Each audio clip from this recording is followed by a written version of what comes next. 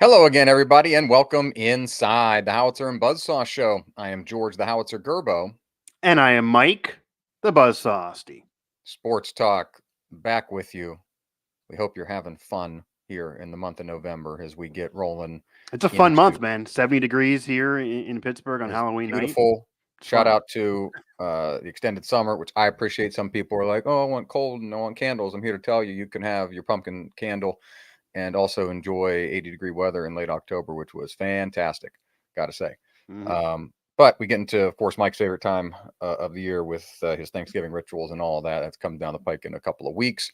We get into some tighter nuts and bolts in college football and in conference play, and we've crowned a World Series champion. We got a lot to discuss How here about that? Yeah. on this edition of the HBS.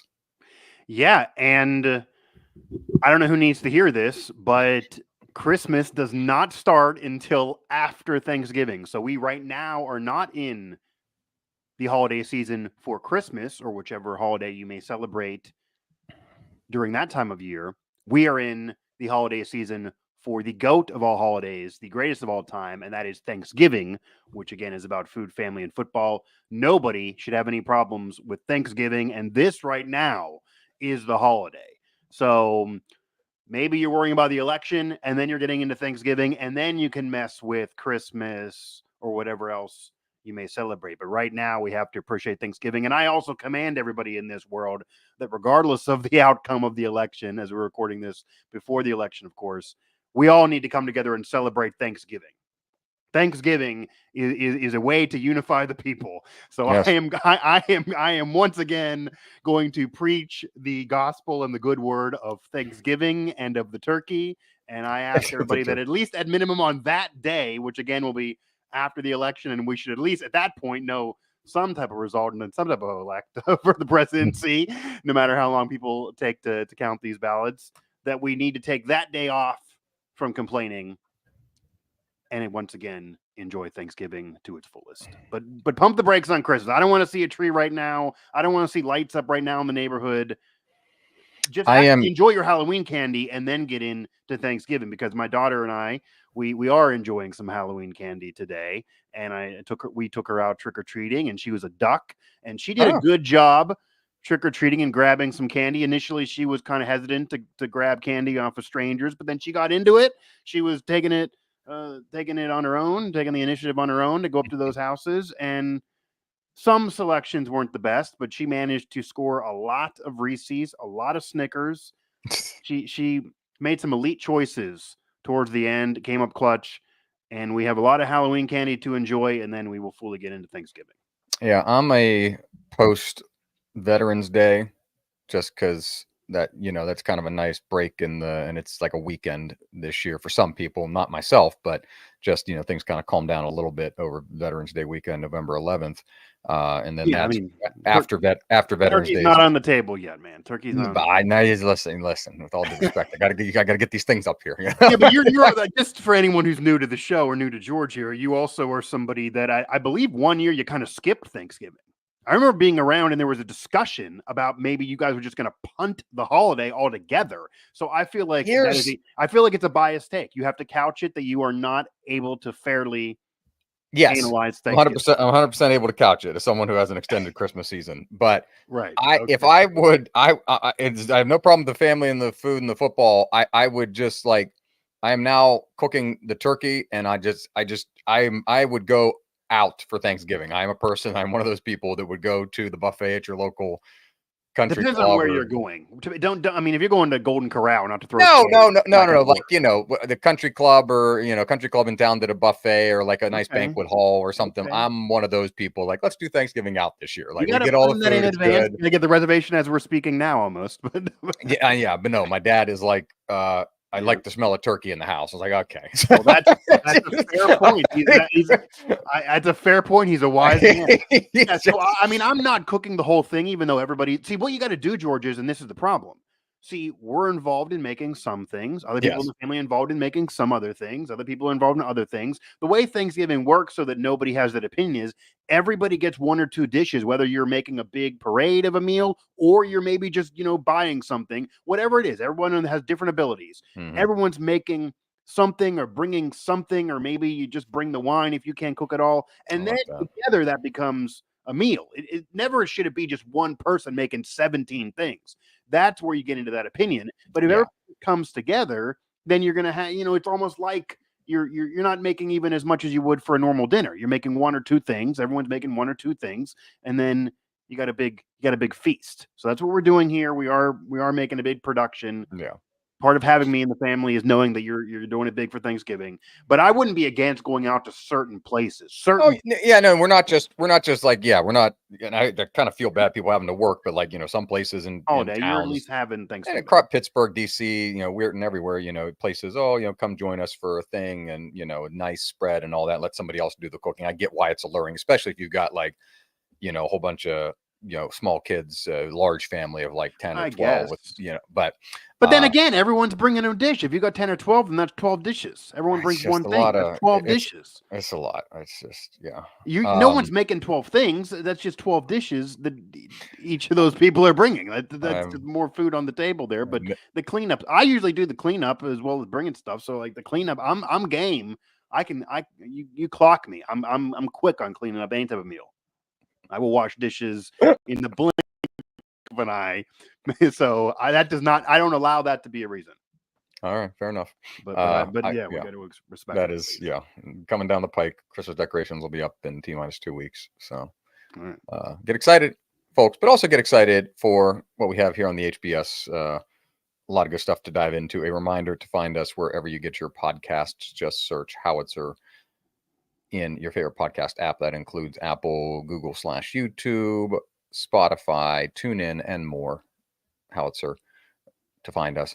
Also, check us out on social media at Kerbo3 for myself, at Mike Osti 11 for the Buzzsaw, and at Howitzer Buzzsaw for the show.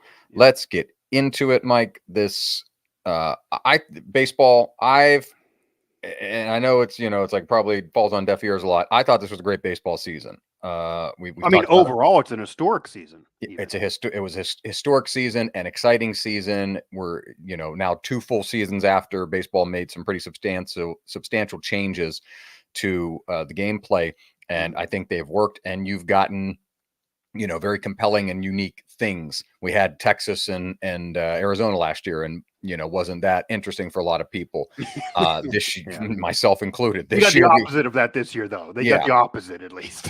Yeah, exactly. This year we've got Yankees and Dodgers, the two arguably premier franchises in the sport, and it's people wanted 7 games or wanted this very historic drawn out thing. I say you still got some very historic moments, and some it was very one-sided in that respect, though. I honestly didn't care who won, and I get people hating the Yankees.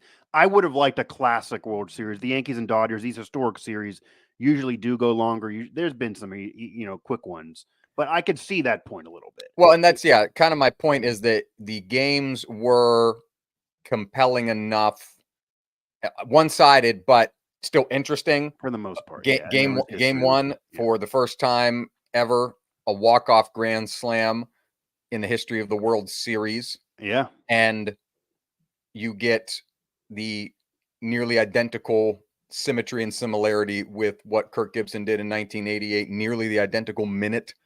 The identical minute was weird. Yeah, I think people make a little bit much on that being similar, though. Because that was an injured Kirk Gibson, and but just in a game 1, a walk-off home run scenario, and same minute of the night, and against an athletics team that was very powerful in those days, and that once that home run kind of set the tone for the series, and Freddie Freeman's grand slam set the tone in this series, and he ends up being the MVP. Home runs dating back to previous time in the World Series, 6 straight home runs in World Series games. He had a home run in the first. Oh yeah, if you go back to you mean when he was with the Braves? Yeah, when he was with the Braves, he had a home run in the first 4 games of this series, like just absolutely freaking incredible. Which is another record. I mean, the 4 straight in a World Series was another record. So Freddie, I maybe that's annoying for people that like one man was a part of pretty much 90% of this history. Yeah. But yeah, Freddie Freeman arguably, and I don't think yet. I know people went a little crazy not looking at his full career, and it's an incredible story too with his family Mhm. and his mother What his sons dying, had and to then go him through. and his Yeah. father, and what the sons had to go through, and all of that. And so I don't think even the biggest Yankee fan can hate on Freddie Freeman. Even Braves fans who are mad that he left and that franchise and how that was dealt with, they're rooting for him too. But if he's going to make a case for the Hall of Fame, it's there. If you want moments, if you want, I MVP. mean, World Series MVP, now 2 rings, a big contributor in both of them. First guy to hit a home run in 4 straight World Series games. National League MVP. Right, he does Yeah. that. He does have an MVP to his credit, absolutely. And One of- then the first one of walk-off 20 grand slam. One of 20 guys, if I got the stat right, one of 20 guys that's won a World Series MVP and a league MVP. And of them, all of them except Pete Rose are in the Hall of Fame. Right, and Freeman's again, still playing. yeah. So I mean, the moments and all of that definitely lean in his favor. I could argue that it's hard for me to overlook a full body of work that I do not think is there just because of moments. Because other guys with similar moments have been passed over. If like, for example, people hate hearing this name. If you don't want Kurt Schilling in as a pitcher, how are you going to put Freddie Freeman in as a hitter? It's a very similar type of thing. You don't have the benchmark numbers that you want for a career hitter, but yet you have these moments. So will he get in, and will these moments get him in? That's all now a question from this World Series. And if you a sport that loves the moments, I'll tell you this, because we were at Cooperstown, and this is, I think, a fallacy. Loves the history and loves the moments. But if people who have not literally been there, I'm not even being funny here, being the buzz. So I legitimately think there's a misunderstanding for people that have not been there. Okay. There's a perception that if you do not get inducted into the Hall of Fame, that you're just ignored if you just have these big historic moments, but your career doesn't take you there.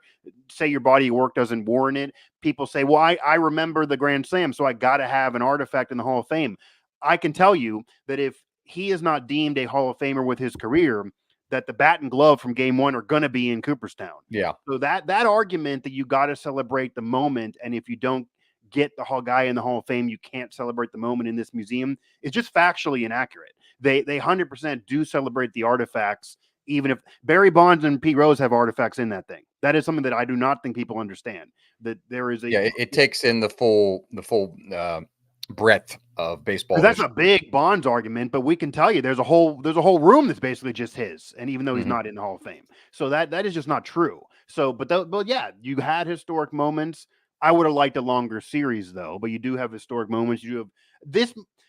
I guess kind of what you're saying though, on people being upset about it not being a longer series, despite these franchises, you do get bigger market. You are going to get bigger ratings than last year.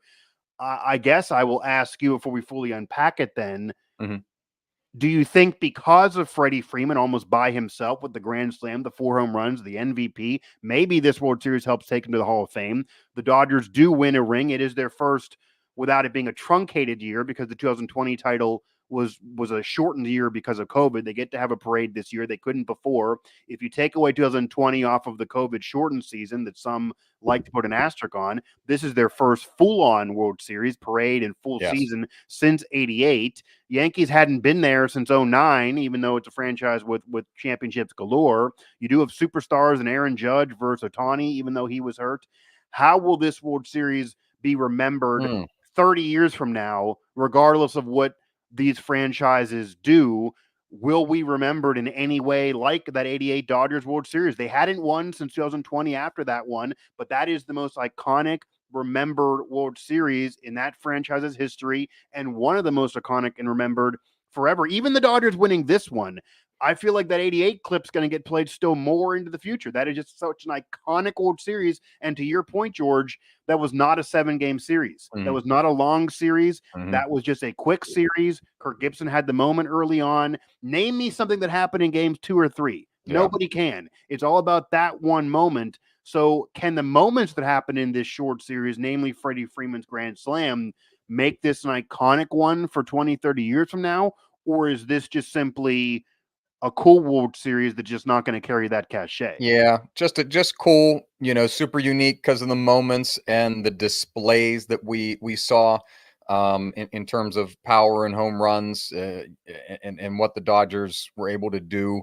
that Freeman's gonna. I mean, that clip is, I believe, that is his ticket to Cooperstown. Like, not just the clip, but just that punctuates everything. But what he did very much in, and again, baseball very much so less than football and the other sports is not a do it in the postseason type of thing to get yourself into the Hall of Fame. Football, That's you've what I got mean, right? Yeah. Right. football, you've got people that win multiple championships, and it's like, well, should we put them in the Hall of Fame? And it's like, I don't think so, but then they get in.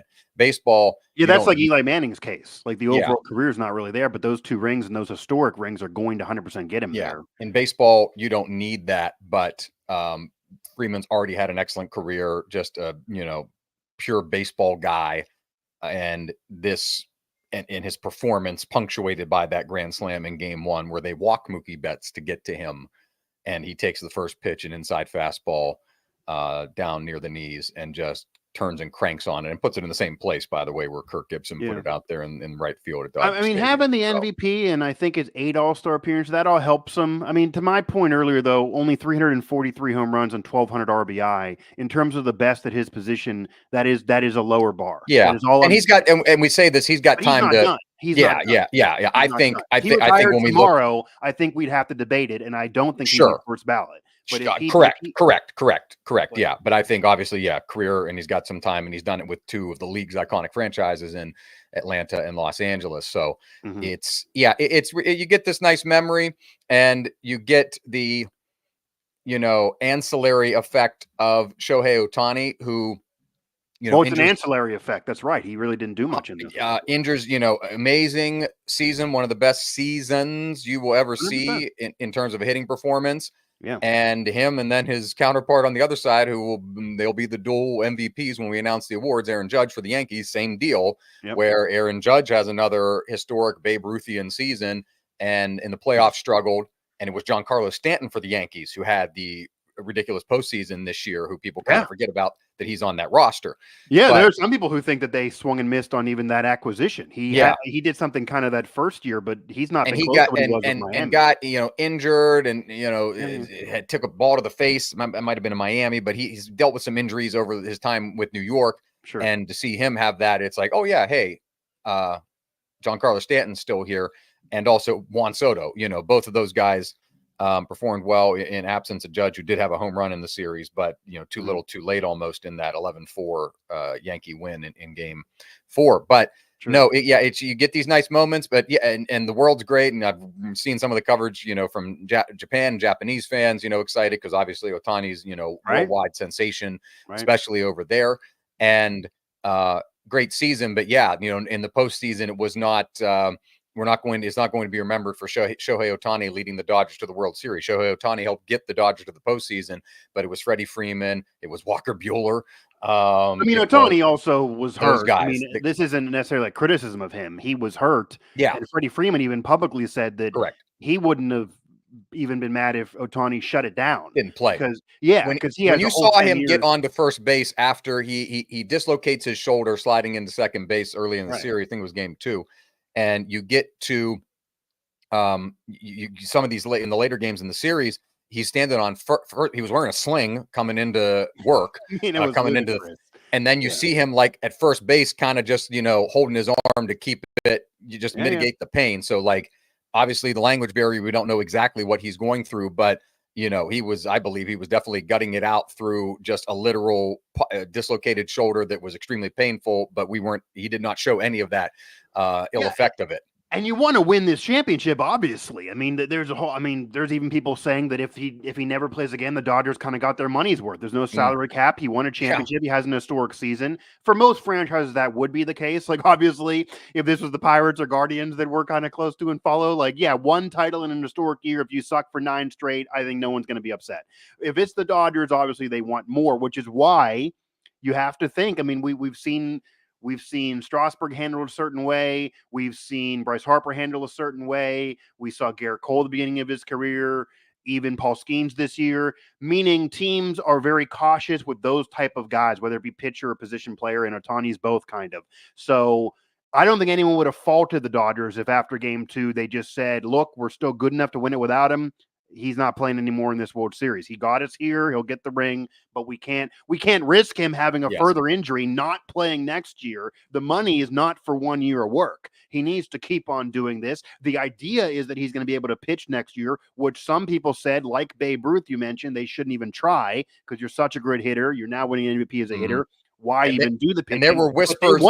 They want to do it. So, and there were whispers, but not really serious ones, more like speculation about, well, if they got deep into the postseason as they did, could he come out and like throw a few innings? Yeah, and to the point that Dave Roberts literally said, I think it was even after game 1, maybe it was before the World Series, that he's not going to pitch. Yeah. He made it very clear that he's not going to pitch because if it was a long, now you have to wonder, we're never going to know this answer, George. They won this World Series pretty convincingly. Yeah, they had to come back in game 5, but even if they lost that, it's hard for me to believe the Yankees would have been able to still win multiple games in a row against that Dodgers team. They would have been going to LA. The Dodgers pretty much had this on lock early after that, and it almost felt like the vibes after that Grand Slam were saying Dodgers were going to do this. So my thing is, we're never going to know that if this was a back and forth 7-game series, they're both evenly matched, would they have trotted him out there for an inning if they needed it to save a game? If they were down by a run and they couldn't give up anymore and another pitcher gets hurt, would they have trotted him out there on the mound?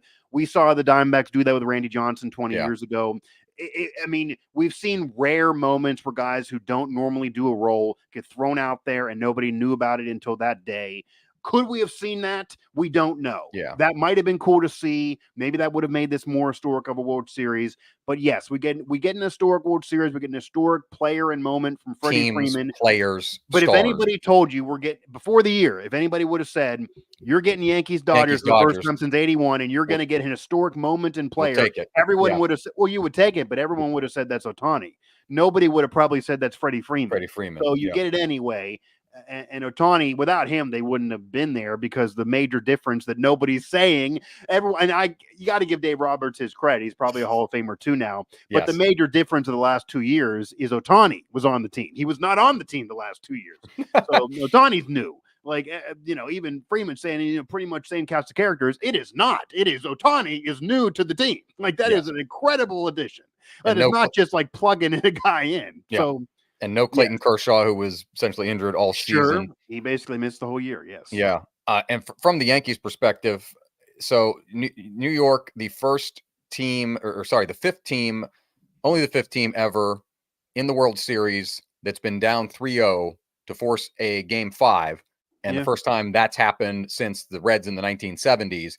And no one has ever been down we've seen it in all the other sports pretty much, but nobody has been down 3-0 in World Series history and forced a 6th game, meaning you won at least in the World Series. In the World Series, in the history of the championship, in the history of the World Series, no one's ever been down 3-0 and won 2 games to get it to 3-2. They can get it to 3-1 like the Yankees did, and then everybody is lost in Game 5. It's pretty ridiculous, pretty remarkable.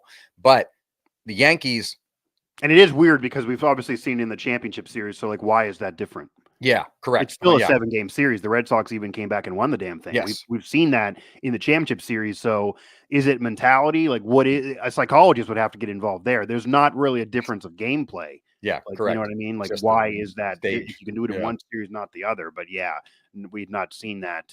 And so the Yankees, you got amazing play out of Stanton. Judge, in a small sample size in the playoffs, was non-existent. Yeah. I don't want to say uncharacteristically because I don't follow the Yankees, but I feel like they do these things. They played sloppy. They played real sloppy. Well, really in Game 5, especially, obviously. Yeah, well, Game 5 is the coup de grace of it. And and I'm not saying it's, you tighten that up that you're going to win the World Series. I'm saying if you tighten it up, maybe it's 6 or 7 games because Game 5, aforementioned Game 5, we're halfway through. We're in the 5th inning. They're leading 5-0, and a miscommunication with Garrett Cole trying to figure out how to field a routine ground ball with 2 outs to first base that Mike and I could field. Which is insane because Garrett Cole pitched a hell of a game prior to that. Yeah, and it's no shame on Garrett Cole, but maybe it is because it came apart there and he didn't get to the bag quick enough and just a miscommunication at first base, and the Dodgers tied the game. And then once they're an out away from being that much closer to pushing it to getting out of there and pushing it to 6. And Cole, was one of their pitching stars in the series in a postseason where and in a time in baseball, but very specifically this postseason, where we don't have guys going more than, God forbid, 3 innings. And Garrett Cole was out there pitching 90, plus pitches and going 7, 8 in some of these games. Kudos to him. He was the best, in my opinion, the best starting pitcher in the postseason, because we've had guys go 3 innings. The Tigers and Guardians did it for their series, and you can string that along because you only need to win 12. But sure, but after game 1, Jeter and A-Rod, the 2 former Yankees on Fox, were both screaming that there's no reason that the starter didn't go longer in that game. They're yanking early. No, 100%. I think sometimes we got managers out managing themselves in some ways. Yeah, playing these games. That's, I mean, like Garrett Cole is somebody that, going from his Pirate days to when he was in the World Series with the Astros to now this Yankee run, he's absolutely been one of the better postseason pitchers in the last decade or plus. It's kind of weird that he hasn't been able to win a championship. He's almost always this, where he's the loser despite pitching very well. It's like his thing in these big playoff games. And now that's a bad moment for him. I think it'll mostly be forgotten about outside of Yankee fans. But yeah, and you could argue that the managing of pitchers and being so scared to let them go long, I get it if it's game 17 of a regular season. I get it if you want to shut down Paul Skeens and you're out of the race in September. But if you're in the World Series, I mean, again, you gotta go for it and not worry about whether this man's arm is going to be fine 5 years later. Like, you might not be in the World Series 5 years later. The Yankees are not guaranteed to be there. They haven't been there in 15 And add to years. that, on the base pass, and I'm trying to, I apologize, I forget what game it was. One of the ones in New York, so 3, 4, or 5, and I think it was Judge that hit a ball to deep center field. I was going to bring up Judge for something else, fielding in game 5. I believe it was Judge, but the ball deep center field off the wall. Yeah. And whoever was running the bases tagged up at second base and waited too long, even though he didn't need to tag up because the ball wasn't caught. Sure. And then he should have scored, and he only got to third. And it was just I think you and I might have been able to score there too. Like the ball, exactly. I think I can, once I'm on second base, which I probably couldn't get to. I think I can run around. So once I got a Judge. I mean, the series is littered with these things for the Yankees. Judge again, game 5.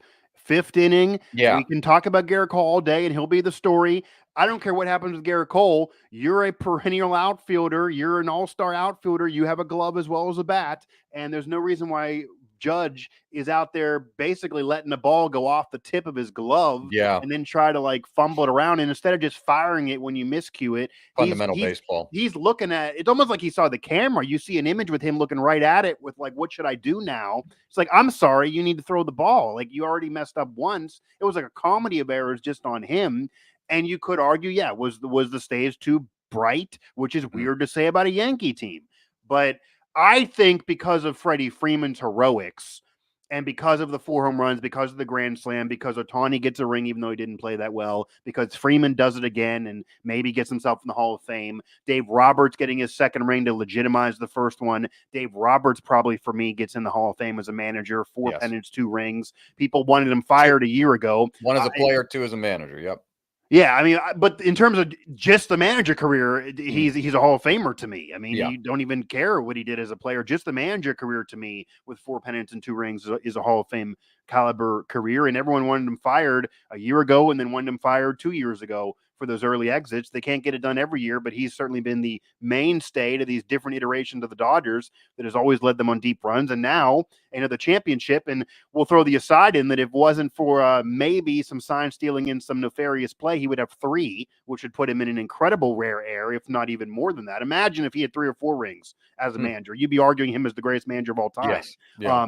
Doing it in this era. Obviously, people have won more, but in this era, and already 2 is a big deal. So that's another reason why I think this will be a remembered World Series. But I don't believe that Judge's miscue in the outfield, the Garrett Cole's bobble, that the 5th inning being so horrendous for the Yankees, and the sloppy play all the way throughout, and even yanking a starter in game 1 will be remembered as much as the Dodgers' heroics. I think this World Series, nationally speaking, is going to be remembered for what the Dodgers did and how they were clearly the better team, and they won this title and legitimized a few years ago and did it for Ohtani and all of that with Freeman, more so than the Yankees' issues. If you're a Yankee fan, you're going to be mad about the Yankees. But outside of, if you're just a regular fan of the Pirates, Guardians, or whatever team, I think the Dodgers' heroics will be more remembered in this World Series and in MLB Network clips in the next 20 years, I don't think they're going to be throwing a clip up there of Judge bobbling a ball in the outfield. I think you're going to see Freeman's grand slam. I think you're going to see, Ohtani holding a trophy, whether that's fair or not, because he didn't play all that well. I think I've already seen pictures of Kershaw with a second ring and talking about that, which is weird because he barely played this year. Barely. I think those things are going to be Clayton Kershaw charity ring. I mean, it counts. He's going to wear one. Even the first, we're both WVU alums, first WVU baseball alum to win a World Series, and Michael Grove. He didn't play. Grove, shout out Wheeling Park, man. Yeah. And there's been other Wheeling and West Virginia guys, but he's the first WVU guy because the other WVU guys didn't win championships. But he had about 10 starts in the regular season, was so-so, didn't play in the championship series or the World Series, but he does get a ring. So those things are parts of this for us. The Yankees sloppiness is why I don't think that, I don't think that their sloppiness is going to be as remembered the Dodgers heroics. But what I will ask, though, will now to make this clear again, and this is hard from our perspective, and it's certainly yours, George. Yeah. Although I was more confident in the Guardians making a run this year than you, if you listen back to the month ago. I had the Guardians in the ALCS. I thought that they could get by Detroit, and then I knew the Yankees. That's why I wasn't as torn up about the Yankees thing, because I'm like, I don't know. Yeah, the guard, and this is also said on Fox. I'll say that now. The Yankees can say, okay, we're the second best team, and yeah, they lost to a better team than the Dodgers, who even spent more money, and that's a rare scenario for the Yankees. Like, okay, they got to their first World Series since 2009. This was a step in the right direction for any other franchise, despite wearing pinstripes won't be acceptable enough. But they had an easy road. I mean, the Guardians were a solid team, but the Guardians and Royals, I never felt like the Yankees were not going to go to the World Series off of any of these matchups. It seemed to fall right in their lap. So my question is, because the pennant fell into their lap, but they did win a pennant. I mean, Aaron Boone led them to a World Series appearance, which had not been done since 2009 when they won their last World Series. They made championship series, etc., but they got there this time. They did do it despite issues, and they lost to a better team in the Dodgers. But now with the issue about whether you're bringing Soto back, a lot of the fans were out on Aaron Boone even all this year, despite going to the World Series. Aaron Judge did not play well in the playoffs, which everyone knows that even if you win a title like A-Rod can talk about, he hit over 400 in that postseason, but everyone who's a Yankee fan remembers the previous 7 playoff appearances, which I'm exaggerating, where he didn't perform. My point is, what will the Yankees do in the offseason? Will this be, which was the case in prior eras with George Steinbrenner, where they say, we won a pennant, but we don't care. We're the Yankees. It was sloppy. We're going to fire Boone. We're not going to re-sign Soto. We're going to be mad at Judge, all that BS. Or will they be a more modern and kind of just stay the course and try to offer Soto, tell Judge you're fine, even though it was a bad series, and then keep on with Boone? How do they handle this? Because there have been past Yankee regimes that would have blown this up for a World Series loss, as insane as that sounds, to any other fan base. Yeah, it feels like a small explosion, maybe remodeling your deck or chopping off your deck or something like that. I don't think they re-signed Soto solely because I think there are because of Soto's posturing, for one, which obviously he's made it clear he's a Scott Boras client, so that comes with the territory. But it's like, I'm open to any of the teams that want to sign me, and that means very specific teams that are willing to pay the money. That could be the guy across town who saw in Steve Cohen, who saw his Mets turn from what was abject disaster. You got, the broadcast talking about, it's depressing. What is the depths of depression? This is it. Are we at rock bottom? I don't know. Like, that's how bad the early season was for the Mets. The early season. Yeah. And so they go from that, and then the whole grimace and the OMG thing, all the way to the NLCS. So they could think they're a piece away. Yeah. And Cohen has shown that he's willing to spend the money to get there. Are the Red Sox upset about the Reds? That's what I'm like. The Red Sox, but the Red Sox, Dodgers don't need to do it. But the Red Sox are the other team you would bring up, and then outside of those two, The I was going teams to with say the money, Angels, but that's, they have they've already money, been through that. generally Yeah. speaking. Yeah, I But mean, yeah, it's a very then small. We saw that. And Toronto normally can I was about to spend. say, I'll throw Toronto out there as a wild card, though. They had a bad season or a team in flux, but they were willing to pony up for Ohtani last year Right, with the money. right. So, They didn't get him. Yep. so yeah, you've got that hanging over your head that it's like, oh, please, when you got fans before the dang series even ends and all postseason in New York just holding up signs saying, please come back. He's obviously got, Yeah. some love there. And he had love in Washington, too, which was where he won a World Series, his first World Series, and only as a rookie in 2019. But no, I think the Boone thing is a short leash. I think I'm gauging that from Yankee fan sentiment, some of whom we mutually know, who are just like, they win the game and it's like, yeah, but Boone sucked. And it's just like, And they they can't. think that he didn't manage well in this World Series. I could, there's points you can agree with that. And, Yeah. and I go back to the discipline thing, which I think starts with the manager. Like when you've got guys that aren't, proper base running, missing balls, taking weird Doesn't routes to make balls. sense. This is a former All-Star player. He knows I how to run know. a base. That's what I mean. Like this isn't Yeah. even us. Like this is Aaron Boone knows how to run a base. He Yeah. can tell you how to run a base. He wasn't a Hall of Famer. He was a guy that had to scrap and claw and run bases and had occasional solid years. But he was a guy who would need to do the things that his players are not doing in order to stay the course and stay in the league. And it's weird that he can't teach it because he did it well as a player. The Guardians don't hit, and they do all those small little things that people don't care about anymore because launch angle and all this BS, and it led them to a division championship. So yeah, I mean, obviously, you give them Aaron Judge or Ohtani, that would be a different story. But yeah, right. But no, I do think the Yankees are in for some upheaval, turmoil, and you can't fire him right away though. Do you go into the year with him? You can't fire him after a pennant. I mean, you could obviously, but that was wild. The Yankees have done weirder things, yeah. But can you fire him after a pennant? Sure. Like, do you go here? And this is what I love about baseball now is that I will call it parity, and mainly because you got everybody playing everybody else all across the league, and the American League on the whole.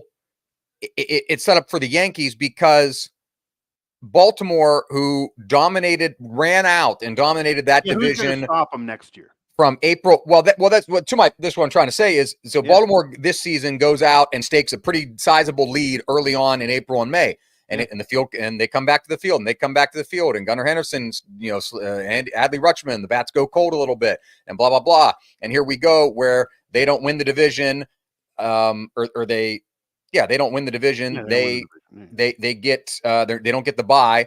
They're in the wild card, and Detroit comes in and sweeps their ass, and just it made it look easy. And it's because when you have the bats the Yankees have in Judge and even Stanton, even though he hasn't been what he used to be, they can turn it on at any time and start rolling off victory. Detroit, who was less than 1% to make the playoffs on August 11th, then goes roughshod, elbows the Twins out of the way, nearly elbows the Royals out of the way, and the Royals still make it, and gets in and sweeps Baltimore out, and they nearly did it to Cleveland too. In a series that went 5 games in the division series, but to the East, Boston seems like a team. They can always spend Alex Cora, the right temperament. They were they weren't in the playoff chase, but they're on the graphic as 7 games back in September. So they with a few more wins here and there, that's a team because of how signed Soto. Sure, yeah, because of how they came back to because of how Baltimore and New York, which were just. Nobody had a lead of like more than a game or a game and a half the final 3 weeks of the season until the final week, and the Yankees finally won the division. That's how that flip-flop back and forth. So I say all that to say that it just doesn't set up because the Yankees have all the bats that they're going to the World Series again. 2 years ago, they had all the bats.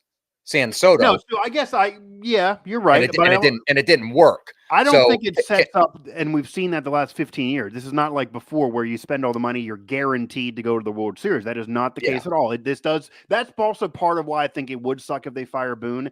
Getting to the World Series with any franchise in this era is an accomplishment. Yeah. It is not considered one by Yankee fans because they have won 27 world championships and they do not care that they have 41 pennants. They do not celebrate them. They're not, the Guardians win a pennant, you got it on the front door at the house. They are not doing it. There's no Yankee fan putting up a pennant on the front door of the house. And I get all that. But they also have not won any of them since 2009. That's a long time ago. Yeah. I mean, we were in college at the time. Like third longest title drought for their franchise in history, which is crazy Yeah, to say. outside of the 80s, this But is. when you have 27 world titles, it's the third longest gap I mean, the between only.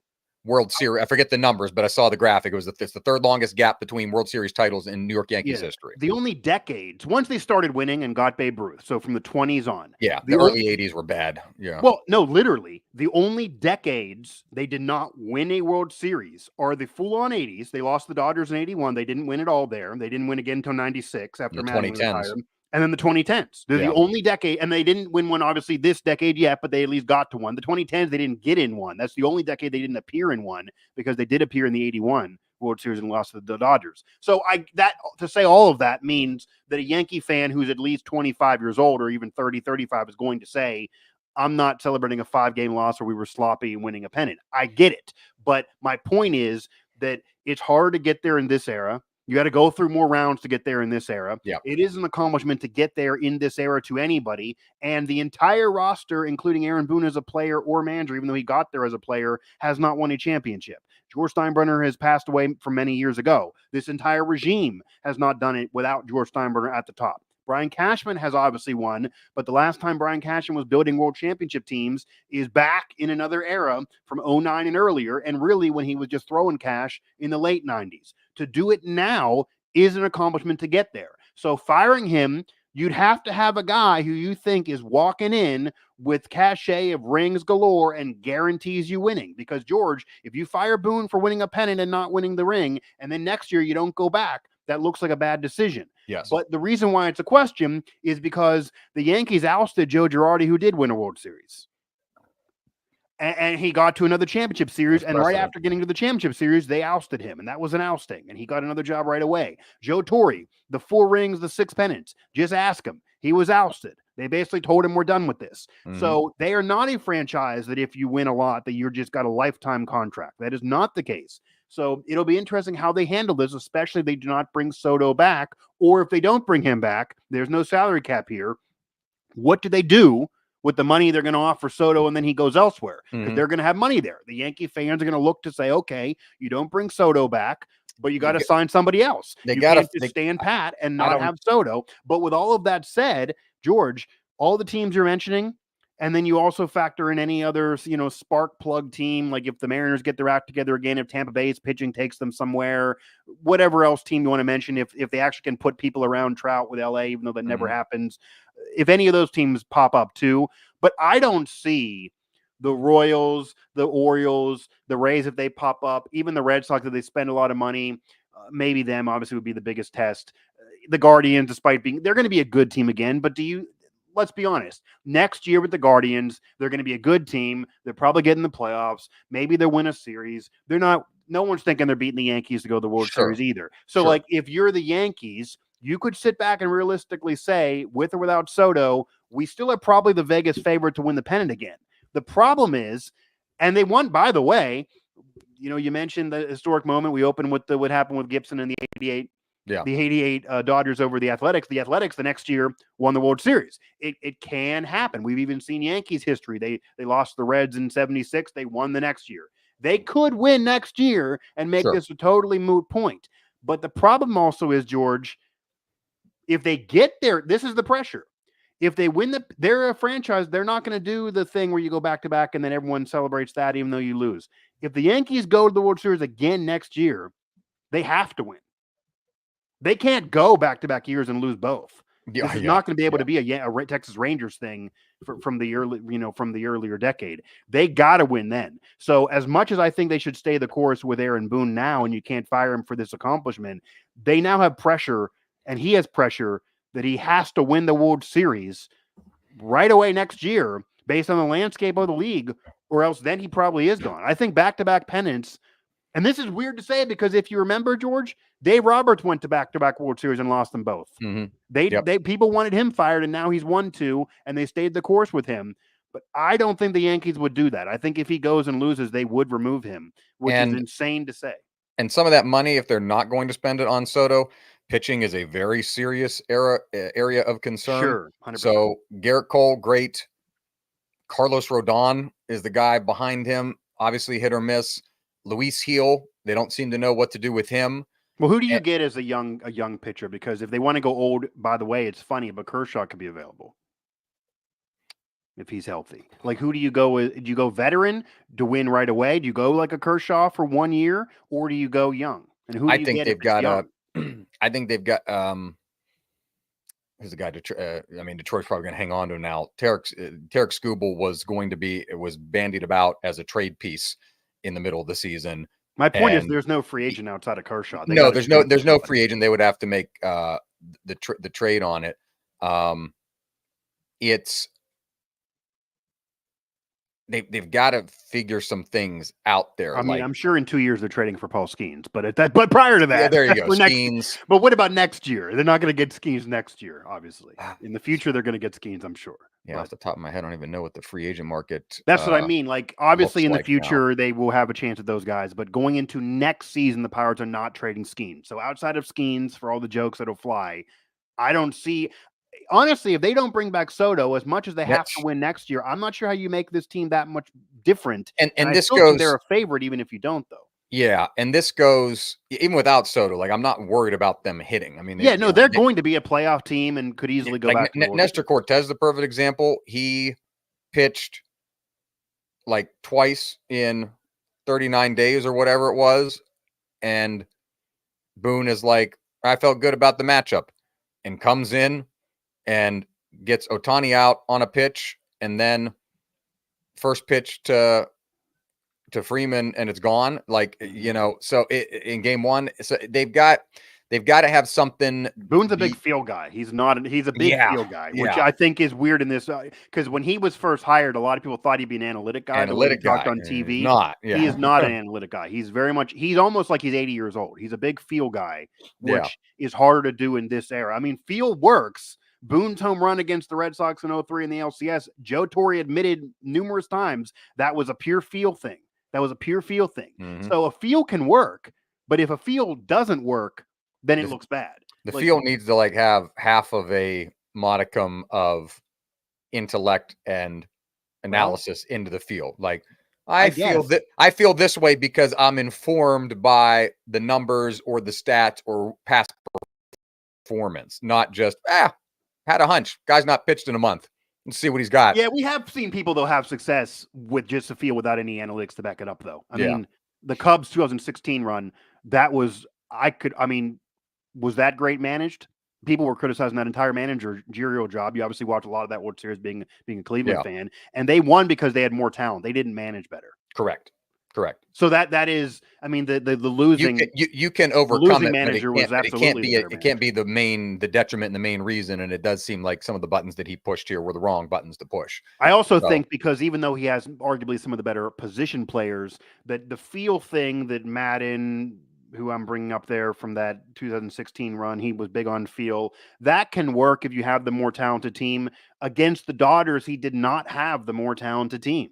Even with Ohtani not being 100%, the Dodgers were more talented. George, we just talked about this World Series for 20 minutes and did not mention Mookie Betts. Yeah. Mookie Betts now has 3 rings and has been a contributor in all of these championships and has been good all of these years and an all-star all of these years. My point is the Dodgers were stacked and were more talented, proven by they were the best team all year despite Kershaw not. If somebody would have told you in February, Kershaw's missing most of the year, Ohtani can only hit, he can't pitch at all, you would have been like, oh, they're going to be a contender, but like I'm not throwing $100,000 on them guaranteeing they're winning a championship here. But the Dodgers really didn't have. They had injuries, but they talked about a lot in the post game. We had to get over all these hiccups. How many of them really existed? The entire season, everyone thought, okay, this is a favorite. I mean, that's how stacked they were. Even when they had injuries that they're talking about, you can get over them because you're so stacked. Anyone else who lost a Hall of Fame pitcher would have been done. They were that stacked. So my point is the Yankees were not as stacked as the feel of Joe Torre in the 90s or Joe Girardi's feel, or even how Joe Madden felt his way around beating a better manager in 2016 in a gut-wrenching 7-game series for you. Like, you can feel it if you have the more talented team. Aaron Boone did not have the more talented team. The Dodgers were more talented. So the only way you upset a more talented team is you got to be the better schemer, and he's not. And this would be the argument why Yankee fans do want to part ways with him, because they're saying that if you guys are telling me we're not going to have the more talented team in a future World Series with maybe the Dodgers again, how are we going to win it? If it's Dodgers Yankees next year, these similar rosters, even with Soto, you're probably picking the Dodgers to win again. They can't lose back-to-back years, or that's a stain on their franchise history. So the other option now, I guess as we close this up, do you think there's a chance that Boone gets fired mid-season if they are, say, not leading the division in July? Yeah. I mean, there were times this season that people, because of what I'm saying, they feel like they got to win because of what now. you're saying, and also because of how Baltimore performed. And again, I think it's a division. The Central ended up being the toughest division in baseball. It was. I think it'll be the East again, which should always be the East. That banks on. I think Boston is going to be better and challenge for a division title in the playoff spot. Baltimore is, in my opinion, nearing the end of this window with what they've built, which is now year 3 of it. But David Rubenstein, who's the new owner in their group, it's not the Angelos years anymore, has shown a propensity to be willing to listen and to spend. And why don't they buy Soto? Bring him back to the area. Yeah. So that I mean, they have more money than anyone else down there, and that's the area he loved being in the first place. He left for money. Go ahead and bring him back for money. He already has a ring, and that would poop you right over. That would be a splash. Yeah. That would put Baltimore as a World Series favorite. And probably. I don't think it's like he wouldn't go, because the Nationals thing, if they pay him the money, that's Boris. He would take the most money, I think. Yeah. It's a young team, but they've not been able. I think they've lost now their last 2 or at least 2, maybe 3 consecutive playoff series. So they've not won a playoff game in a decade plus because they've lost the last 2 wild card series they've been in. But they're at the end of their window, and Rubenstein's going to spend money and want to contend there. Toronto has shown Toronto's got some more issues. It might be at the end of the thing, and then Tampa. You always, keep Tampa in mind for what they're able to do and what Kevin Cash is able to do down there and the way they manage and negotiate games. They might not be able to play in that stadium, which may be a good thing or maybe a bad thing, because Tropicana Field had the roof ripped off by Hurricane the Astros. Milton. That roster is still good. Yeah. And then Houston, who Seattle leads that division by 10 games early in the season, and Houston claws their way back and it makes it theirs the rest of the way out. We haven't mentioned Texas, Seattle's roster is damn good too. Seattle's roster is still good. They ruin years at the end. Managerial change. Scott Service was fired, so managerial change in Seattle. Texas, who is just a year removed now from being the World Series champion. And Bruce Bochy is still a good manager, and so they still have the pieces down there. Not terribly much has changed. They just underperformed. So there's a lot of spends, because that is a franchise that whenever they have an opening. Now Detroit, can AJ Hinch take a ragtag group of guys that got hot in the end of the season and turn it into a division title and even more than that? So if they can be good all year and if they can spend, and obviously I wouldn't say Soto there, but it was set up in a lot of ways. The Yankees were good. The Yankees were great this season. Their players were great. They were a great team. But they had what Jeter and both said. It was the easiest path they've had in 15 years. It was years. set up for them. Yeah, the path was set up for them. And when you got in the playoffs, and once Baltimore and Houston got run out in the wild card, then you knew it was 3 American League Central teams, go Central, but 3 American League Central teams, and it was one team as the obvious predominant favorite here. So and as Jeter and A-Rod both said, the reason why the Yankees got to the World Series this year, despite being a flawed team with stars like they've been the last 15 years, is because, as you're saying, this was the easiest path they've had since the A-Rod Jeter days. I mean, this literally was. A lot of those other years where they would lose, they've been to a championship series, they've had deep playoff runs. It's not like they've been bad, but they would either lose to a team that eventually would win, or they would lose to a team that had a Hall of Fame player on the opposing team, or had an ace pitcher that would then be a problem for them. The Guardians and Royals were good teams. They were not great teams that were going to win a championship. And the Yankees were able to. Here's what I just said to put a bow on it, George. You cannot be the better manager when you are the more talented team. Aaron Boone had the more talented team in the American League. Yes. Through the American League playoffs. When he met the Dodgers, he was no longer the more talented team and clearly lost in 5 games. But he was having issues in the ALCS against Cleveland. They were Yankee fans screaming like you're mismanaging this thing. But he was just too talented. They were too talented. They were not going to win. So we'll see what happens next year. The pressure is certainly on when you're the Yankees and you don't win a championship, even though it's been a while and even though you lost the Dodgers. We also will see if Dodgers fans start getting unreasonable because, George, how do you follow one of the greatest seasons in baseball history and a championship if you're Ohtani? I mean, it might be 50-50 season, all of that, first ever. Kind of going to be hard, but he has a lot more years on the contract. We'll see what he does as a pitcher and how much more hitting he does if he can start actually pitching well, or what he does there pitching if he keeps hitting and all of that. There's a lot of things to watch for the Dodgers. They could win again next year. Dave Roberts is going nowhere. Yeah. That is still a very, very good team. I'd be interested to see, actually, George, because he's at the tail end of his career. They've won. He's clearly a Hall of Famer already. A lot of conversation after the game is that Kershaw had his last day there. If I'm them, like there's no salary cap. This is not the NFL. Mm-hmm. If he gets healthy, I don't understand why you can't give him a little, offer him something that's less of a deal. I think it'd be cool if he played his whole career in LA. I don't personally as a fan want to see Kershaw go to the Mariners and make $15 million and then not be who he was. And, probably get traded again in July. This is what happened with Cliff Lee. Get traded again in July. And then he's on, now all of a sudden he's on Philadelphia. Like, shout out Cliff Lee. Yeah. Like, I don't think that needs to go down with Kershaw. So let's leave him there and see if they can offer him a deal. But the Aaron Boone is really a weird question, because if this was any other franchise, we would any other franchise, it would be unconscionable to think what we're thinking. But it's the Yankees. But they are not happy with winning a pennant. They are not. It just sounds insane. They are fired Billy Martin, hired him back, fired him again. Thurman Munson fired him. Just the whole But right now, I mean, we're the dust has settled and they lost the World Series, and you call a Yankee fan, they're not telling you that they had a great special year, which was better than any year they've had in 15 years. They are telling you that they are disappointed, they are upset, they want Boone fired, they think Judge is overrated, they're not worrying about any record he set in the past. This is a Yankee fan. This is the life of being a Yankee fan. It sounds asinine, but that is the life they're living. So George Steinbrenner, if George Steinbrenner was alive, I think Boone wouldn't even be the manager as we're speaking. But they have a little cool heads can prevail right now. We will see. But it's a memorable historic World Series, even if it doesn't get played on MLB Network and in documentaries as much as 88 was for the Dodgers. But they got a parade. It is a second ring, even if people don't want to give credit for the 2020. I don't see how Dave Roberts isn't in Cooperstown too. And a lot of storylines throughout this offseason now for baseball after the Dodgers finally got this done. Let's move on and talk the NFL. So we make our way through into the conclusion here, the Howitzer and Buzzsaw show. We have, much like baseball, we have a lot of mediocrity in this league, Mike. Yeah. And been that way for years.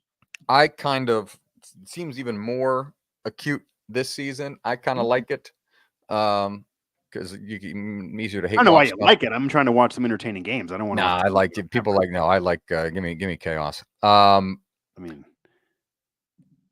Kansas City has staked themselves out as the top team in the league, and they're doing it with a Patrick Mahomes that is not as proficient passing this season as he has been in years past, which should be a warning to anybody else.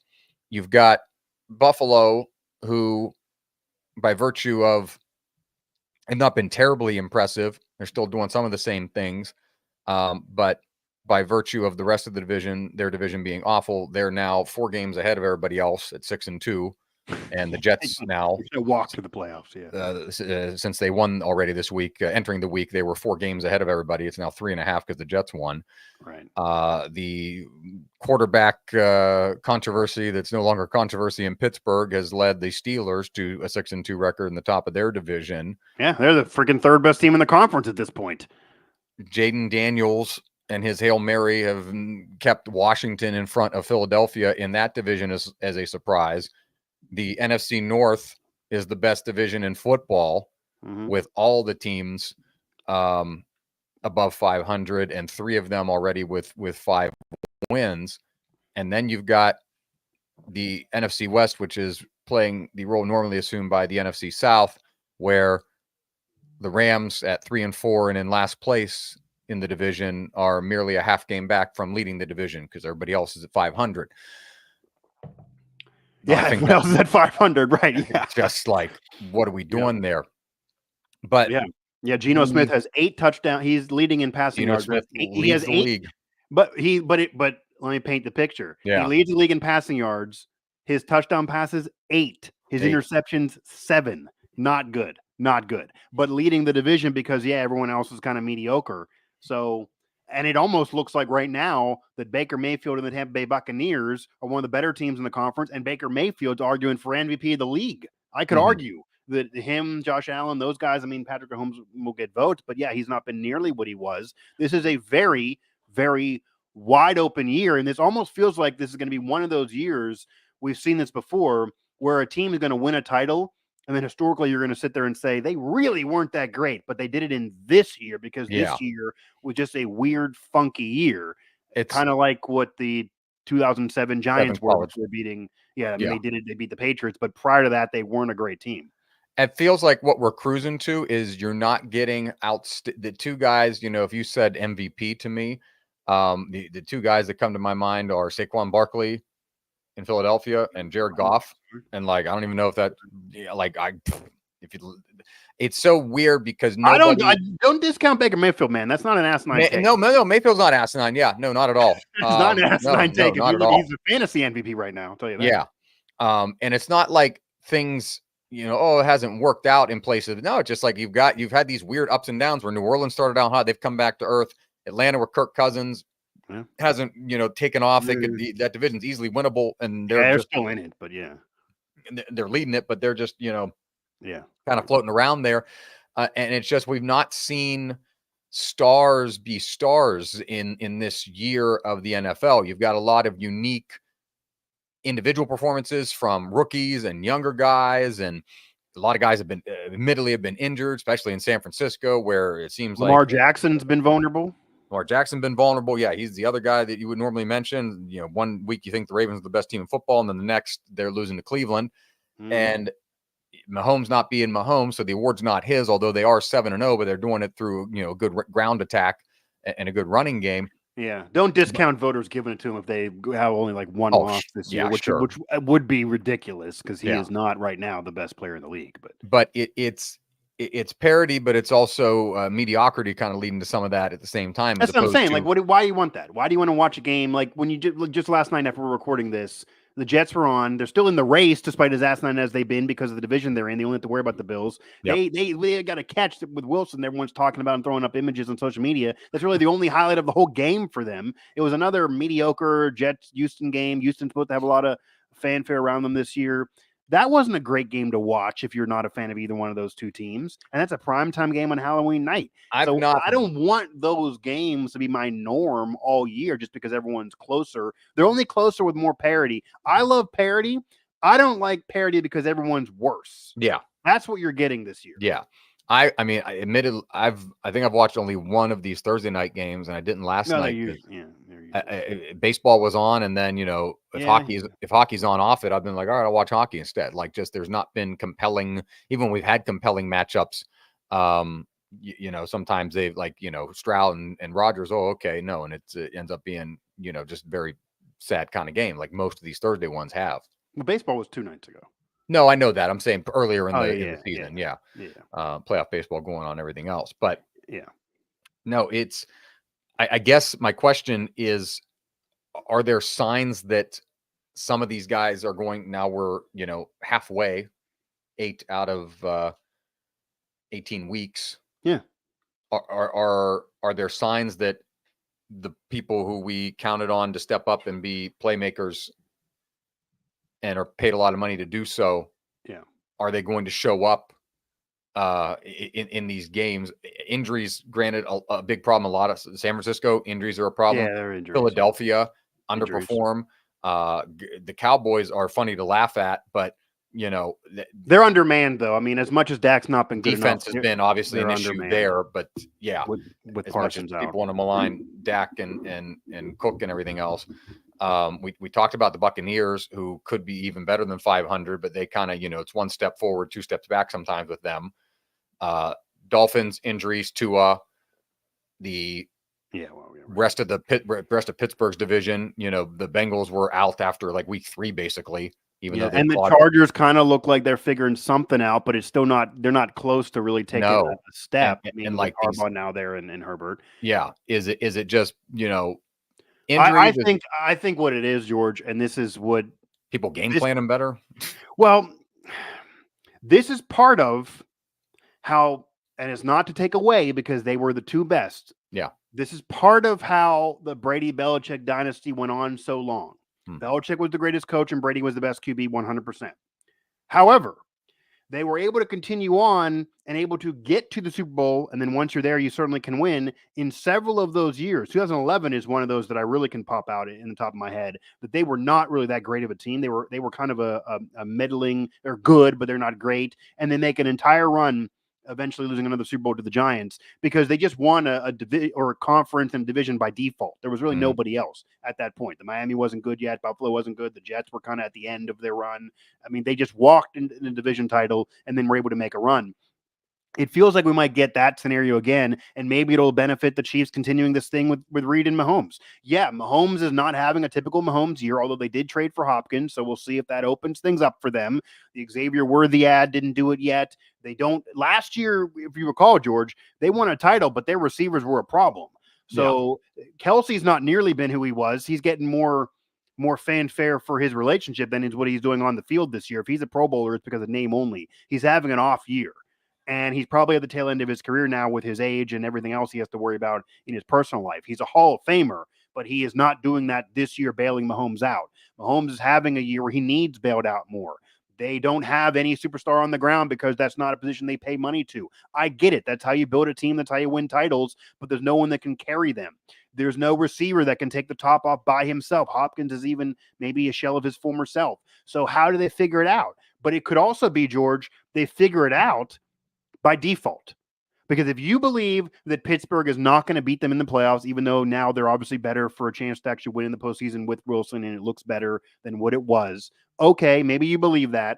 But if you don't think Pittsburgh, if you don't think Buffalo because they just never can beat the Chiefs, even with now Allen, and they do make a trade and looks like they're now back and kind of maybe rejuvenating the mess up that happened at the draft. Maybe they're kind of fix things based on an acquisition for them. If you don't think Pittsburgh or Buffalo, you're falling back on the Kansas City Chiefs again. Yeah, and we Lamar can't even do it with the Ravens because I'll throw let me throw Derrick Henry in the conversation too, because man is what, can he 37? Can he 30? carry them with Lamar No. looking off? No, he can't carry them. Them. They need everybody else to right. And here's the Ravens else. problem. Yeah. This is not even a Lamar problem, and he's looked a little bit worse than last year. Defensively, this is not your father's or older brother's Ravens. That Ravens defense, George, dare I say this, the Baltimore Ravens are bad on defense. Feel free to play that back in the DMV. They are not good. Yeah. If anyone would like to argue that they are good on defense, I require them. You can tell anyone out there. I require an argument that only exists in 2024. I cannot hear about what happened 25 years ago. I do not want to hear about last year. I can't hear about 5 years ago. I don't want to hear about the name on the jersey or how Baltimore's lore always gets it done. I need what happened this year. In this year, the year of our Lord, 2024, the Ravens defense looks like it's getting caught up with, and they don't look nearly as good. Certainly the pass defense. And it's kind of like a downward slide since I see no fix. Since Wink Martindale left first for the Giants, and then you could argue that, yeah. He went to Michigan to join Sharon Moore's staff there. So it's been a major what they bread and butter, what they were known for. Because Lamar cannot carry this team to a title. Yeah, Lamar can do the crazy things and be a little bit loose and maybe flippant if you know that, hey, if the drive ends or I fumble or I throw a pick, then I got a backstop in a defense, and that's just last year seeing them in the game at home against Kansas City, like play that for the rest of your life. That was the year. That feels like that was the year. Feels like that was the year. Yeah. Because that was the end of the Chiefs run. The receivers were not good. Mahomes was already showing a little bit of less than he was, even though he's still great.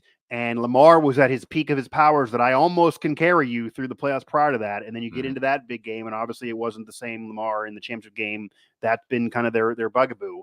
And it also felt like last year was the year for Buffalo. You have Diggs leave, but then Diggs ends up out for the year and Buffalo's clicking. So maybe they do end up winning that divorce. And again, they add players and maybe now they're fixing things. So maybe this is finally a year for Buffalo, George. If you don't think Kansas City, maybe it's finally the year for Buffalo with the way Josh Allen's playing. So my point of it is, though, if you're not buying any of those scenarios, and I do think the Steelers maybe could win a playoff game finally and snap that 7-year streak and that drought. But even if they win a playoff game, that doesn't mean I'm saying they're going to go win the AFC or win the Super Bowl. So if you don't think these teams are going to do this, you're falling back on the Chiefs. And if you don't think anybody in the NFC, with the Niners being so banged up and Jordan Love is still early in his career despite the Packers being good, and Jared Goff, the Lions look like a legit team. Maybe they're the team. But if you're worried about the Buccaneers being up and down and the Falcons still trying to figure it out, you're falling back on the Chiefs winning the Super Bowl again if they get there. So this could be just a continuation of the Chiefs dynasty, 3 in a row. That's historic. And maybe they do it because it's a down year in the NFL, but the reign's going to look the same. That could be the analysis that we see, as boring as that sounds, when we're talking in February. But like that year, the Patriots got Carolina. In what's going to change? Right. The Carolina getting there. Yeah, maybe they're going to get an option too. It's still a 3-point game, but yeah. If it's Chiefs Lions, I think Detroit would put up a fight, but it'd be hard for me to believe they'd beat Kansas City with all that experience and having been there before and knowing how to do that. So I don't know. There are some feel good stories though. I do think if the Buccaneers could win the division, the Baker Mayfield will have a legit MVP case, at least for me, based on what he's doing.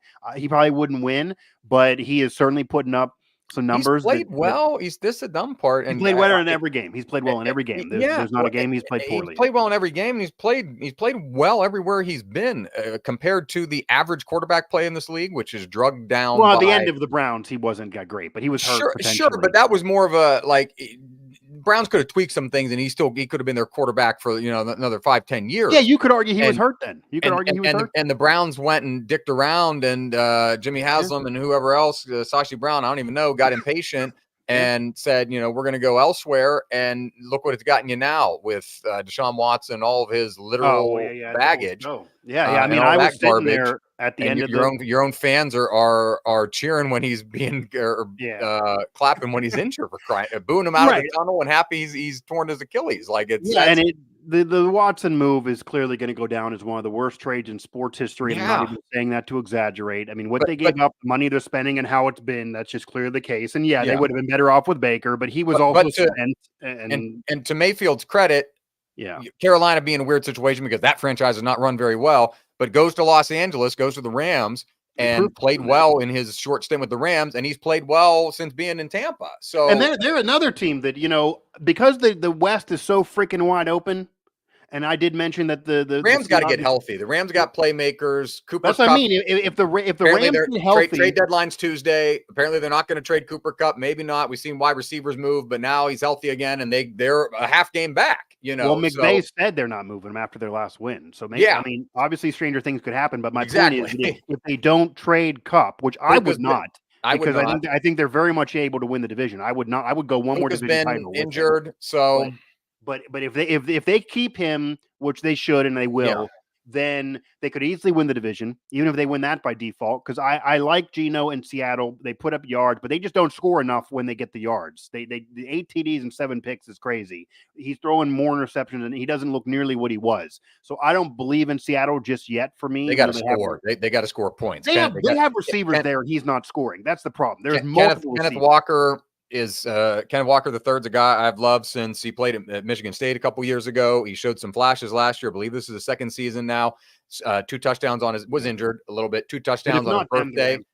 He's got to be a bigger part of that offense. DK and those guys, it's not like they don't have assets. It's just George. They have Lockett. They have DK Metcalf. Yeah, and they have one of the best young receivers in the league.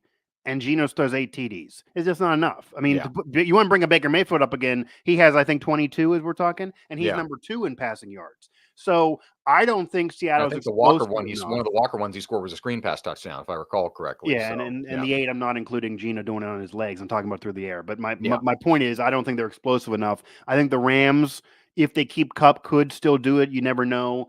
I guess to wrap up the NFL, George, if it maybe could be the Chiefs again by default in the AFC, there's no one who's a juggernaut. A lot of average teams, the Steelers, of course, they do look a lot better now with Russell Wilson if they keep figuring things out. They do look like they have some sense of continuity. They do look better on offense. The defense is stealing and winning games. Maybe they could do it. Maybe this could be a year, George, that Mike Tomlin and the Steelers kind of actually make a dark horse Super Bowl run because there's no one legit. If they beat the Chiefs in a conference championship game, maybe they could. I'm not saying that's a 0% possibility. This is a wide open conference right now, but going to the NFC, is it Detroit's to lose? Is there anyone else? Because Detroit clearly now has a little bit of pressure after what they did last year. They do have a quarterback that people are talking about for MVP of the league. They have dealt with injuries, but they are still winning games and look very good. And all the teams we've mentioned, from the Rams to Seattle to San Fran to Tampa to Atlanta to Dallas to Philly to even Green Bay, we've all said on this show we don't think they're winning a title. So if they're not winning a title this year or even really having a run this year, are we left with Detroit then? I think we're left with Detroit. And yeah, it's no disrespect to Detroit because obviously they were NFC Championship last year and had opportunities to win that game. So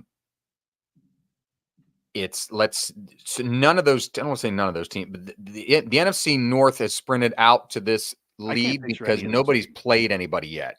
So that's kind of the weird, buried lead in there. The Packers played Minnesota. the I mean, I guess to be fair. Packers played the Vikings once. Yeah. And we're as aforementioned, and which is great because I love having the division thing backloaded, but that hasn't been the case for other teams. That's the Steelers' problem too. As good as they've been so far, they're 6-2.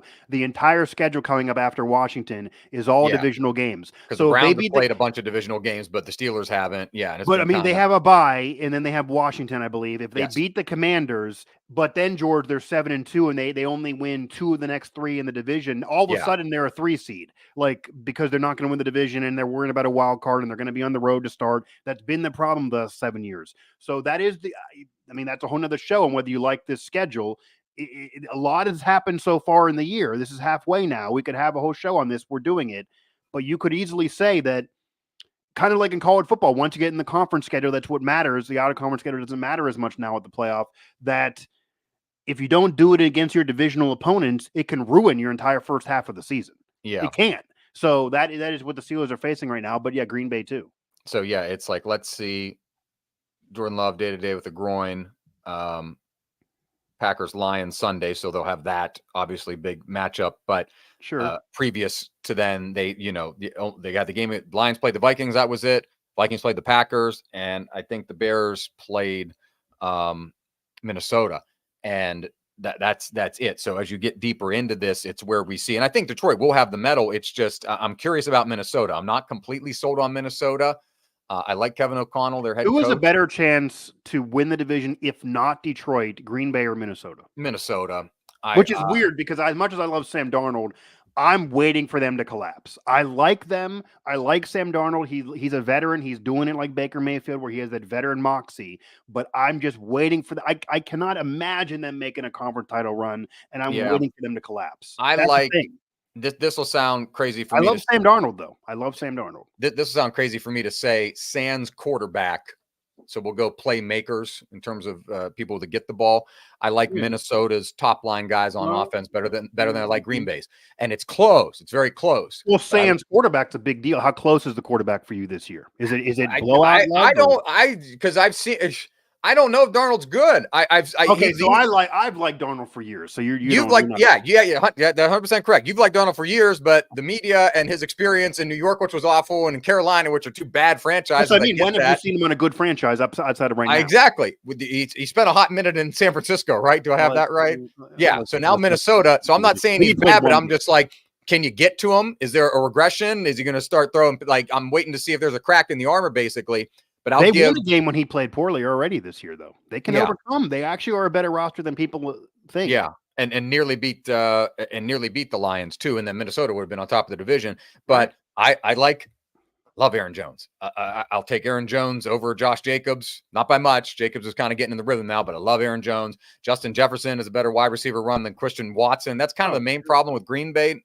Green Bay's going to hang around. I think they're going to get into the playoffs, but some things got to go right. And Jordan's got to, groin now. He's got to, be as healthy as he can.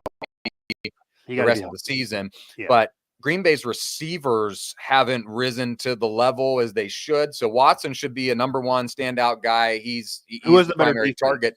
What's that? Who is the better defense then? I think everyone would say the receivers are better for Minnesota. I think Green Bay has the better defense. So if you think, I guess this is going to be my counter. Yeah. If you were saying, because I think everyone agreed, Justin Jefferson, he's the best receiver. Didn't look like it against Minnesota in the first game, but I think Green Bay has the better defense. But my point is that if you feel like Green Bay has the better defense and quarterback. And by the way, I am high on Sam Darnold. I do love Sam Darnold, but I could certainly see an argument for Love because he has shown more as a talent early in his career, and Darnold had a rough go that first decade. So if you think Green Bay has the quarterback and defense, but Minnesota has the edge everywhere else, quarterback defense is usually what you want for the playoffs. Sure. That usually would then take you to be the better team for the postseason, even if Minnesota has receivers and everything else. But I watched the first game, and it really wasn't as close as it was because Minnesota went up, I think, 20 points in the first half, and then Green Bay clawed their way back in, and it was too late. So I've seen the first game, and that was the Lambeau game, and now they got to go to the stupid Viking ship, and I don't like when they play in the Viking ship, and I don't think they're going to win up there. And also, so the Minnesota Vikings franchise is cursed, so you didn't add that in as well. Yeah, and so they're 0-2 there. But I think Green Bay's hindrance is going to be those wide receivers getting against Detroit too. We'll see how they play against Detroit Sunday. I think Love is going to go. We'll see how it works. This 4-25 game, but Watson's got to be more a part of the offense. Green Bay's best receiver or Green Bay's best playmakers on offense besides Jacobs have been Tucker Kraft, the tight end, and Jaden Reed. Dontavian Wicks has kind of been MIA in some aspects, touchdown 2 weeks ago, but Watson's got to be the downfield guy, and he's got to take some of the pressure off of the away from the line of scrimmage and also away from these guys in the slot like Wicks, like Reed. Where we had the whole Romeo Doubs thing where he was sad for a minute because he didn't get playing time, and then he came back and scored 2 touchdowns. So now he's happy again. So it's just been a weird. And the crazy thing, Mike, they've won games. You know, I know. The schedule's been easier for me. And they're only and the 2 losses are that. I'm not going to cuss here, but that stupid, contrived BS garbage in Brazil on the bad turf where we nearly killed Jordan Love. Don't play any more games outside of America again, Green Bay. And then the second one's Minnesota in a game that in my opinion, Minnesota dominated and was only close to the final score because Green Bay scored some touchdowns and got going in the second half. But Minnesota won that game going away from me. So yeah. I mean, but if this was a college football ranking, Green Bay, despite their record, would probably still barely be in the playoff race because the argument would be their schedule's been easy. Tennessee, when Love was out, they almost blew the game against Jacksonville, but Jacksonville's not that great. Green Bay has not had a murderer's row schedule. It has been and you could even argue Pittsburgh too. This has been a relatively easy road. Shout out to our friends in the AFC South. They've played all of them. And they've beaten all of them. And Malik Willis won 3 of those games. Right, that's what I mean. Malik Willis owns the NFC South, including his former team in Tennessee. I would be hard pressed to see him doing it against better teams. Exactly. Yeah. So they're taking advantage of the situation now. But this also is the summary. Love me some AFC South. The summary of this, George, and we talked about how the Rams can't move off Cooper Kupp yet, even if they don't resign him in the offseason. If you are a general manager or an owner of any of these teams we mentioned, in the NFC especially, or even in the AFC, I'm talking about, we've mentioned like 10 or 15 teams so far, just briefly on this show. I'm not selling, and I'm arguably buying. Because if you're even Kirk Cousins with the Falcons right now, you're probably sitting there saying, we haven't looked that great.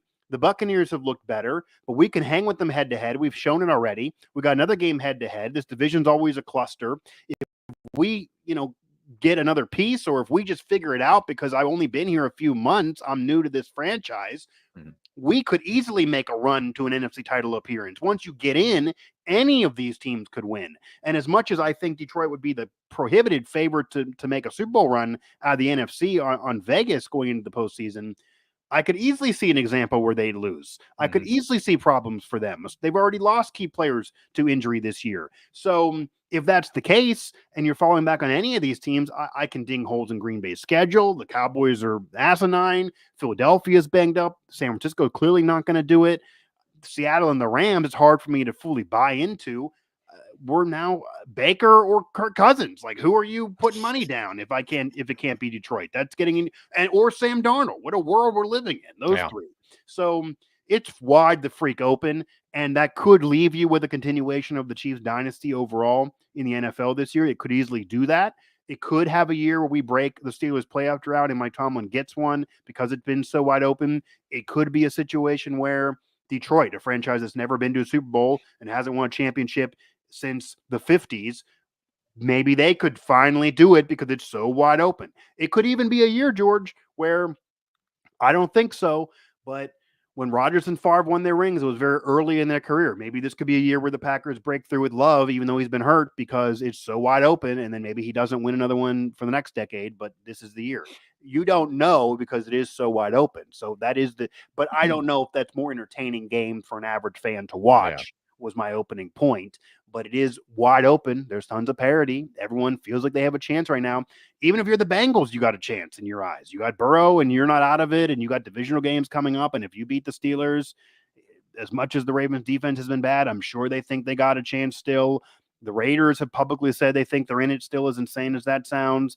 If Herbert and Harbaugh can keep figuring this out with LA and the Chargers, they're not done yet. Once the Chiefs lose a game, and they will, it's really going to be open. George, even the freaking Jets with Rodgers, and they're not going anywhere. They think they got a chance at the wild card because they obviously hang right with Buffalo and had that game be close. And then there's nobody else to worry about in their division. They can so think what they want. so they're not going anywhere. But I mean, what was it, a field goal loss to the Buffalo Bills? And then so that was when they were really asinine without Adams.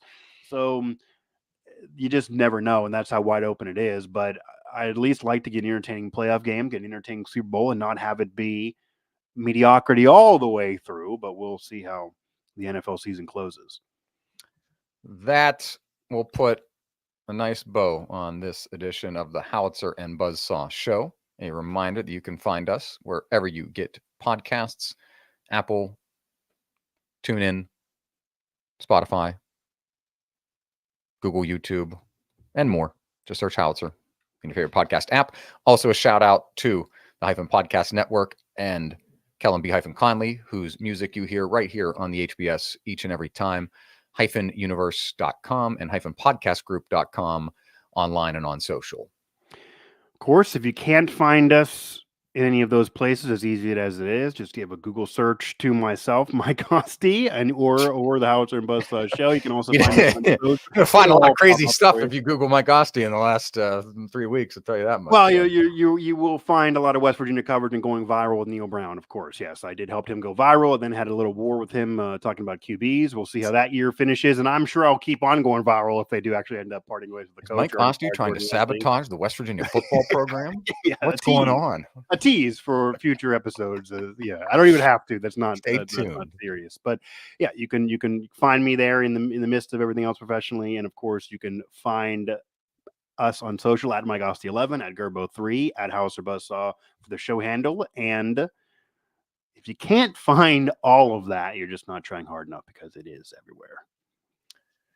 This has been another edition of the Howitzer and Buzzsaw Show, where we conquer mediocrity, base running, and sports radio. One day at a time.